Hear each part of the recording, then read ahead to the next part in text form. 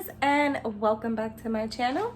My name is Cynthia. For those of you who don't know, I mostly post about my pet chameleon Mozzie as well as my two sugar gliders, Aussie and Gia. But I pretty much love all things pets, so sometimes you get a few random fun pet videos. So if you're into that kind of stuff, make sure to hit that subscribe button. So today's video is going to be 5 tips that I think are super important and super helpful, especially for new chameleon owners. So make sure to watch till the end. With that being said, you guys, I will start up. So tip number 1 definitely has to be to do your research, you guys.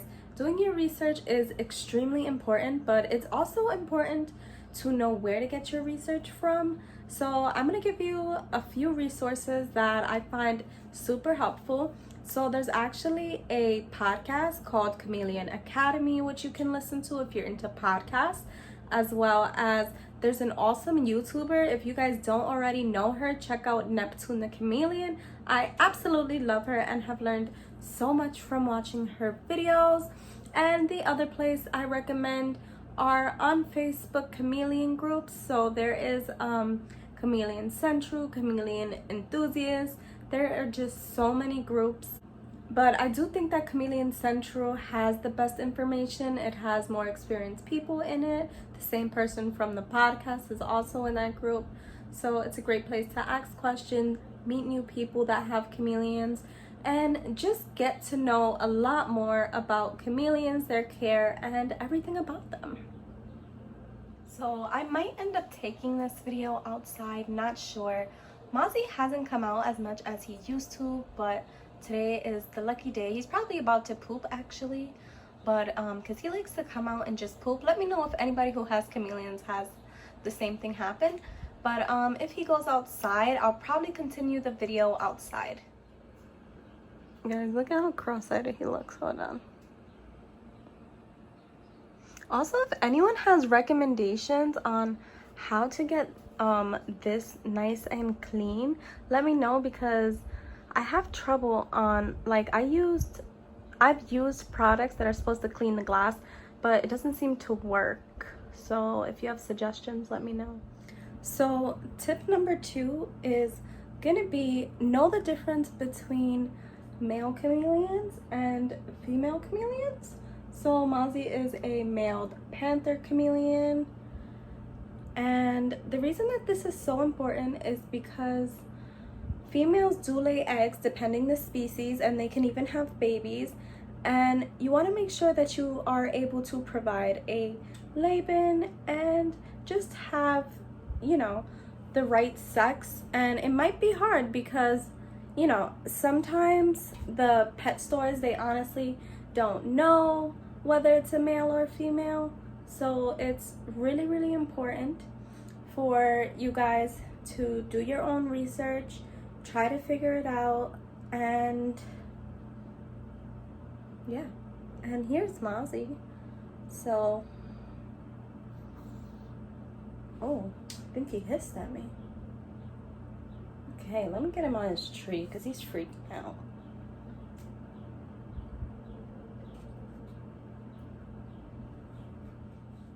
So guys, if you're new, you probably don't know that chameleons don't really like to be held.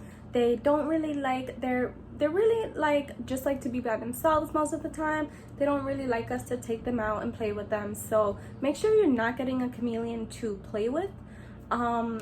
You know, like, obviously you can take them outside, you can watch them, and you can handle them a little bit, but as you can see, they will get pretty defensive, and it's just not like a cuddly pet.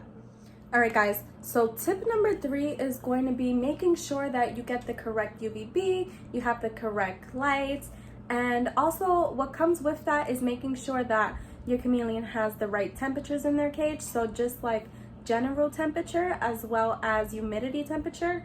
So if you guys want more information on that, like I said, do a lot of research. You will find out every species has a different requirements. Even like a male and a female might have slightly different numbers and temperatures that are recommended for them.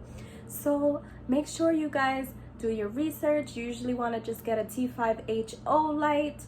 UVB linear light, as you guys can see up there, and then I have the basking light. We have a plant light, which is going to bring me to tip number 4. Tip number 4 is I tend to see a lot of new chameleon owners have like one branch and one plant. It's kind of stressful for a chameleon to go into an environment like that. They kind of like to hide, and they also like to be up high. So another tip, especially for new owners, is make sure you guys get a bunch of hopefully live plants. And if you can't do live, you can do artificial. It's not necessarily recommended. So that is the mister going off. So we have that pretty much set up. That's another thing with chameleons, but you guys can watch other videos to hear about that. But I do have safe versus unsafe. I have a video on safe versus unsafe plants, so I will link that up above, and you guys can make sure to check that out after you watch this video. And yeah, just make sure you have tons of plants in there and tons of foliage and just a lot of branches. It's really important. So this is what our cage looks like right now. We actually have a monstera plant, we have a pothos plant, we have an umbrella plant.